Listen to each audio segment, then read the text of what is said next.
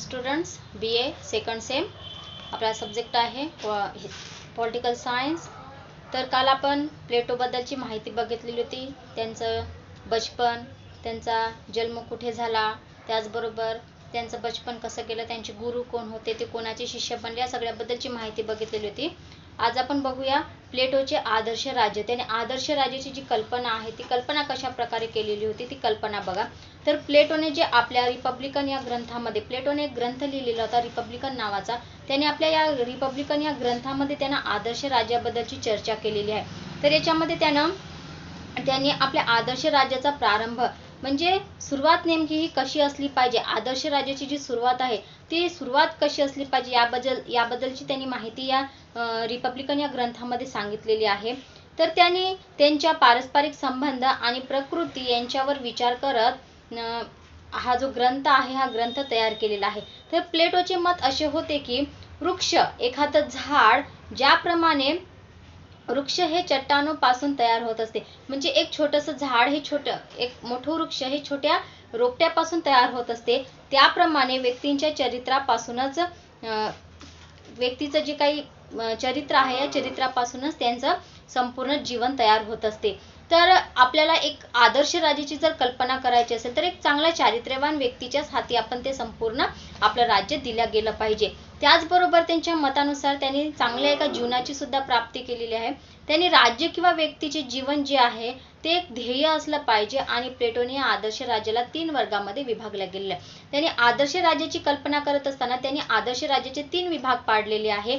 यात हे 3 विभाग कोणते तर बघा, सुरुवातीला सांगितलं त्यांनी आदर्श राज्य, शिक्षण आणि साम्यवाद। एक आदर्श राज्य जर आपल्याला निर्माण करायचं असेल तर त्या राज्यामध्ये शिक्षण खूप महत्त्वाचं आहे आणि त्याचबरोबर साम्यवाद सुद्धा असला पाहिजे। त्याच्यानंतर त्यांनी सांगितलेला आहे, दुसरा पॉइंट सांगितलेला आदर्श राज्य आणि न्याय। त्याचबरोबर एक आदर्श राज्याची जर आपल्याला निर्मिती करायची असेल तर आदर्श राज्यामध्ये न्याय सुद्धा चांगला असला पाहिजे। आणि त्याचबरोबर त्यांनी तिसरा पॉइंट सांगितलेला आहे आदर्श राज्य आणि दार्शनिक शासक। त्याचबरोबर जो शासक आहे किंवा जे सरकार आहे ज्यांच्या हातामध्ये आपण आपलं संपूर्ण राज्य सोपवतो आहे तो कसा असला पाहिजे, एक दार्शनिक आणि एक चांगला विद्वान असला पाहिजे। अशा प्रकारे त्यांनी एक आदर्श राज्याची संकल्पना आपल्या या ग्रंथामधून त्यांनी जो सांगितलेला आहे रिपब्लिकन ग्रंथ, या रिपब्लिकन ग्रंथामधून त्यांनी समोर ठेवलेला आहे। त्याचबरोबर त्यांनी आदर्श राज्य निर्माण करण्यासाठी त्यांनी शिक्षण आणि साम्यवाद सांगितलेला आहे। पहिला पॉइंट, तर शिक्षण आणि साम्यवादामध्ये त्यांनी कोणत्या गोष्टी सांगितलेल्या आहेत ते बघूया। तर बघा, शिक्षण आणि साम्यवाद याच्यामध्ये त्यांनी सांगताना त्यांनी काय सांगितलेलं आहे, न्याय हा सिद्धांत जर आदर्श राज्य ची आधारशिला आहे तर शिक्षण ही योजना आणि साम्यवादी व्यवस्था ही सुद्धा आदर्श राज्याची एक आधारभूत स्तंभ आहे। बघा, न्याय, एखाद्या राज्यामध्ये न्याय व्यवस्था जर चांगली असेल, याला जर आपण त्या आदर्श राज्याचा एक आधारस्तंभ जर समजतो आहे तर त्याचबरोबर शिक्षण आणि साम्यवाद याला देखील आपण आधारस्तंभ समजला पाहिजे। कारण कुठलीही गोष्ट असू द्या, शिक्षणाशिवाय ती अपुरी असते आणि त्यामुळे शिक्षण हे अत्यंत आवश्यक आहे। आणि त्यामुळे आपल्याला जर आदर्श राज्य जर घडवायचं असेल तर त्या ठिकाणी शिक्षणाच्या सोयी सुविधा चांगल्या प्रमाणात उपलब्ध केल्या गेल्या पाहिजे। तर प्लेटो यांनी तेच सांगितलेलं आहे की आपल्याला जर एक आदर्श राज्य निर्माण करायचं असेल तर या आदर्श राज्याचा आधारस्तंभ म्हणून आपण शिक्षणाला सुद्धा तेवढंच महत्त्व दिल्या गेलेलं पाहिजे। आणि त्याने रिपब्लिकन मध्ये शिक्षणाला खूप अधिक महत्त्व दिल्या गेले। त्यांनी जो ग्रंथ सांगितलेला आहे आपल्याला रिपब्लिकन, या ग्रंथामध्ये त्यांनी जास्तीत जास्त महत्त्व तर शिक्षणाला दिल्या गेलेला आहे। आणि त्याचबरोबर रुसोनी याला राजनीती विषयक ग्रंथ समजून शिक्षण विषयक एक अत्यंत श्रेष्ठ ग्रंथ आहे अशी सुद्धा मानल्या। त्याचबरोबर जो रुसो हा एक शास्त्रज्ञ आहे, यांनी जे प्लेटो यांनी जो काही ग्रंथ लिहिलेला आहे रिपब्लिकन, या ग्रंथामध्ये त्यांनी जे शिक्षणाला अतिशय महत्त्व दिलेले आहे तर त्यांनी त्या ग्रंथाला अतिशय महत्त्व दिलं। कारण एक राजनीती म्हणून जर आपल्याला पुढे जायचं असेल तर त्याच्याबरोबर शिक्षण सुद्धा अतिशय महत्त्वाचं असते आणि त्यामुळे राजनीती विषयक ग्रंथ समजून, म्हणजे त्यांनी जो ग्रंथ लिहिला त्या ग्रंथाला एक राजनीतिक ग्रंथ समजलं त्यांनी आणि एक राजनीतिक ग्रंथ समजून त्यांनी या ठिकाणी एक शिक्षण विषयक ग्रंथ म्हणून अत्यंत श्रेष्ठ असा ग्रंथ त्या ठिकाणी त्यांनी सांगितलेला आहे। आदर्श राज्याद्वारे शिक्षण हा क्रम आजीवन होतो आहे। तर प्लेटोने आपल्या शिक्षण योजना आणि शिक्षण कार्यक्रमामध्ये त्याचे 2 भाग पाडलेले आहेत। प्लेटोने शिक्षणाला अतिशय महत्त्व दिलेले आहे आणि त्यामुळे त्यांनी शिक्षणाचे या ठिकाणी दोन भाग पाडले. एक आहे प्रारंभिक शिक्षण आणि दुसरा आहे उच्च शिक्षण, असे त्यांनी दोन भाग पाडले. आणि याद्वारे त्यांनी काय केलं की प्रारंभिक जी सुरुवातीचं जे शिक्षण आहे ते 6 वर्षापर्यंतचं जे शिक्षण आहे, 6 वर्षापासून ते 18 वर्षापर्यंतचे आणि 18 वर्षापासून तर 30 वर्षापर्यंतचे शिक्षण, असे त्यांनी दोन भाग पाडलेले आहे. 6 ते 18 वर्षापर्यंतचं जे शिक्षण आहे ते प्रारंभीचं आणि त्याच्यानंतरचं जे शिक्षण आहे 30 वर्षापर्यंतचं ते उच्च. अशा प्रकारे त्यांनी या शिक्षणाचे दोन भाग पाडले. हे विभाजन दोन आधारावर करण्यात आले. त्याच्यामध्ये त्यांनी अवस्था सांगितलेली आहे. तर बघा, पहिली अवस्था ज्या आधारावर त्यांनी केली आणि दुसरी अवस्था जी आहे ती वर्गाच्या आधारावर त्यांनी केली. सुरुवातीचे शिक्षण जे आहे ते बाल्यावस्थापासून युवावस्थेपर्यंत ठरवल्या गेलेले आहे. म्हणजे मुलगा ज्यावेळेस जन्माला येतो त्याची जी बाल्यावस्था असते आहे, जेव्हा तो चालायला बोलायला लागतो, त्याला थोडंफार समजायला लागतो, तेव्हापासून तर युवा अवस्थेपर्यंतचे ते शिक्षण आहे. म्हणजे तो ज्यावेळेस चांगल्या प्रकारे स्वतः समजून घेतो, युवा अवस्था ज्यावेळेस येते त्या अवस्थेपर्यंतचं ते हे शिक्षण आहे. त्याच्यानंतर आहे दुसरे सैनिक वर्गासाठी. त्याच्यानंतरचं जे शिक्षण आहे उच्च शिक्षण आहे ते कशासाठी आहे? सैनिक वर्गासाठी. अशा प्रकारे उच्च शिक्षण युवा अवस्थेपासून तर प्रौढावस्थेपर्यंतचे शिक्षण आहे.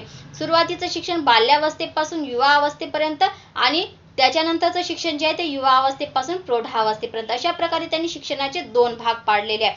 त्याच्यानंतर दुसरीकडे शासक वर्गासाठी सुद्धा त्यानं कार्य केलेलं आहे. सुरुवातीला शिक्षकांचा ध्येय आणि भावनांसोबत चरित्र निर्माण करते आहे. बघा, सुरुवातीचं जे शिक्षण आहे ते शिक्षकांसोबतचं जे काही ध्येय आहे ते आणि भावना, व्यक्तीच्या भावना या दोघांनी मिळून जे काही चरित्र निर्माण केलं जात आहे हे चरित्र निर्माण करतात. आणि त्याच्यानंतरचा उच्च शिक्षणाचा जो उद्देश आहे तो विज्ञान, ज्ञान आणि त्याचबरोबर बुद्धीचा सुद्धा चांगल्या प्रकारे विकास झाला पाहिजे, हा त्याचा उद्देश आहे. तर या दृष्टिकोनातून या नवीन शिक्षणाला जन्म देण्यामागचं कारण आहे.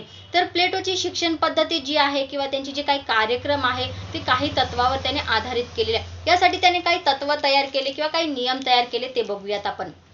त्यांनी आपल्याला पहिला नियम सांगितलेला आहे, शिक्षण हे राज्याद्वारा दिले गेले पाहिजे. सुरुवातीला त्यांनी काय सांगितलेलं आहे की सुरुवातीचं जे शिक्षण आहे, जे आपण प्राथमिक शिक्षण ज्याला म्हणतो, तर हे प्राथमिक शिक्षण कोणी दिलं पाहिजे? राज्याने विद्यार्थ्यांना दिलं पाहिजे. म्हणजे मोफत शिक्षण दिलं गेलं पाहिजे. शिक्षण हे राज्याद्वारा दिलं गेलं पाहिजे.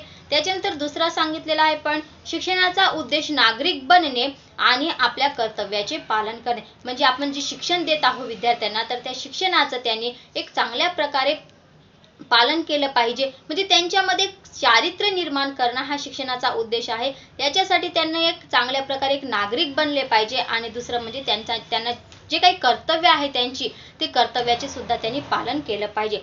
त्याच्यानंतर आहे स्त्री पुरुषासाठी एकाच प्रकारचे शिक्षण दिले गेले पाहिजे. स्त्री असो की पुरुष असो, मग ते मुलगी असो किंवा मुलगा असो, या दोघांमध्ये कुठल्याही प्रकारचा भेदभाव न करता दोघांनाही समप्रमाणामध्ये शिक्षण दिले गेलं पाहिजे. त्याच्यानंतर आहे शिक्षणाद्वारे चांगले आणि ज्ञानी शासक अर्थात दार्शनिक राजा सुद्धा निर्माण झाला पाहिजे. म्हणजे या शिक्षणातूनच एक चांगल्या प्रकारे दार्शनिक राजा निर्माण झाला पाहिजे, जो राजा आपल्या संपूर्ण राज्याचा कार्यकारभार चालवू शकतो आहे. म्हणजे शिक्षणाला अतिशय महत्त्व प्लेटो यांनी आपल्या या संकल्पनेमध्ये दिल्या गेलेला आहे. प्लेटोने जो काही सिद्धांत सांगितलेला आहे किंवा प्लेटोने जी काही आपली राजनीतीबद्दलचे जे काही विचार सांगितलेले आहे, याच्यामध्ये त्यांनी अत्यंत उपयुक्त असं शिक्षणाला महत्त्व दिलेलं आहे. त्यांनी जो ग्रंथ लिहिला रिपब्लिकन, या ग्रंथामध्ये सुद्धा सुरुवातीला त्यांनी शिक्षणाला महत्त्व दिलेलं आहे. आणि शिक्षणाच्या माध्यमातूनच आपण एक चांगल्या प्रकारचा दार्शनिक राजा निर्माण करू शकतो आहे, असं त्याचं मत होतं. म्हणजे एक चांगल्या प्रकारचा राजनीतिक म्हणजे राजकारण करणारा एक चांगल्या प्रकारचा व्यक्ती आपण याच्यामधून घडवू शकतो, असं त्याचं मत आहे. याच्यानंतर आहे साम्यवाद. साम्यवाद आपण उद्याच्या पिरियडमध्ये बघूया.